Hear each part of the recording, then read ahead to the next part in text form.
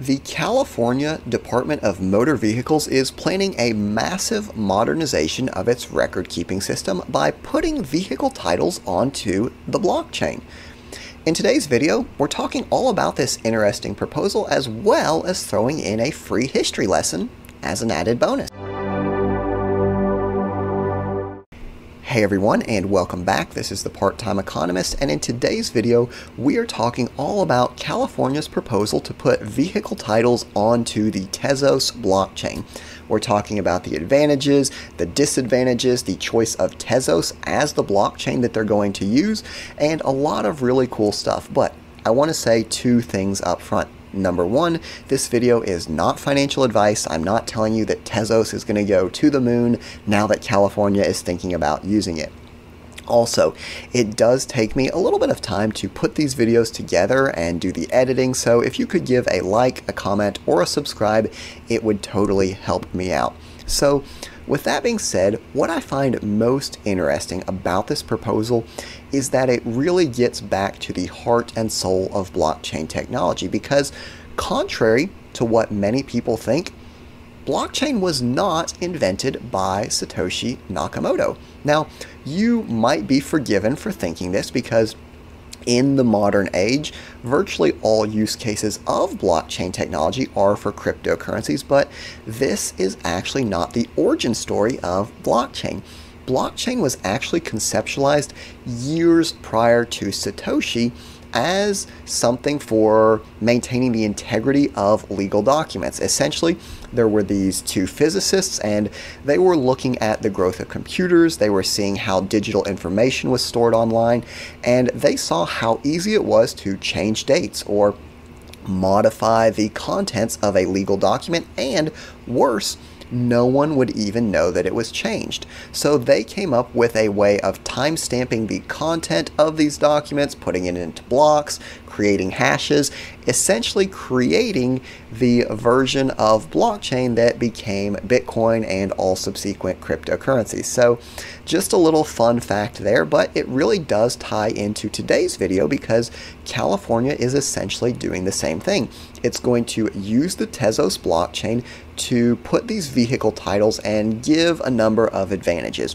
What are the advantages? Number one, the immutability of these titles. And the example that they give in the article is, let's suppose that a car is sold as a lemon. Now, for those of you who do not know, a lemon is something like my first car. It's something that just has problem after problem after problem, and it can't do anything right. It is a dud, right? So the idea here is that if you register a vehicle as a lemon, it's a lemon, right? It's a dud. What they don't want is someone going and then changing it when they sell the vehicle and saying, well, it's not really a lemon, right? So give me some more money for this vehicle, and misleading the person they're selling it to, right? Because these titles are on the blockchain, we know that blockchain records are permanent and irreversible. So these titles can't be modified. Also, we have a verifiable proof of ownership of each person that has owned this title. Another cool thing about the titles being on the blockchain is that at some point they want to give individuals the ability to transfer their titles directly through the application itself. So for those of you who do not know, when you go to the Department of Motor Vehicles, a couple things can happen. Even in the best case scenario where you walk in, the clerks are having a good day, all the equipment is working, it's still going to take a very long time to get things done. If they're not having a good day, or if their equipment is broken, things can go south pretty quickly. So the ability to avoid the DMV and do this transfer yourself is a huge benefit. However, I also see a major risk, and that stems from the fact that transactions on the blockchain are generally very, very hard to reverse, if not impossible. So with someone not being familiar with how this works, if they make a mistake transferring their title, it could be very difficult to undo that. So overall, I like the plan. I think that we need to make sure there are appropriate safeguards built into the application, and that there always exists a manual way of people doing this as well. So that's a general overview of the proposal. Now I want to talk specifically about this choice of Tezos as the blockchain. So For those of you who do not know, there are multiple blockchains that could have supported this initiative. Tezos, I think, was chosen, and again, I'm just speculating here, for a couple reasons. The first potential reason is that it is a proof-of-stake blockchain, which means that there's no excessive energy usage. So it's a green blockchain. It's environmentally friendly. So that's going to be a huge plus in the eyes of politicians.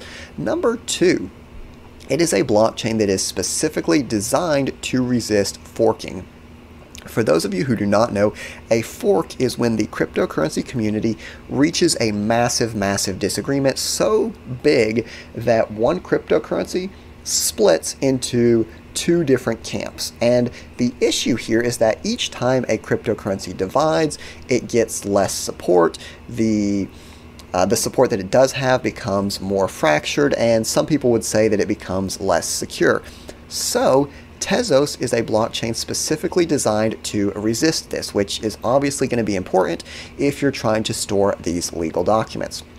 Compared to other blockchains such as Ethereum, Tezos has significantly lower transaction fees and more transactions per second, which is going to come in handy when you're trying to process or transfer a large amount of titles. So again, those are just my thoughts about why Tezos was chosen. You may have your own. Do you like Tezos? Do you not like Tezos? What do you think about this proposal? As always, this video is not financial advice. I do appreciate you watching, and I hope you enjoy the rest of your day.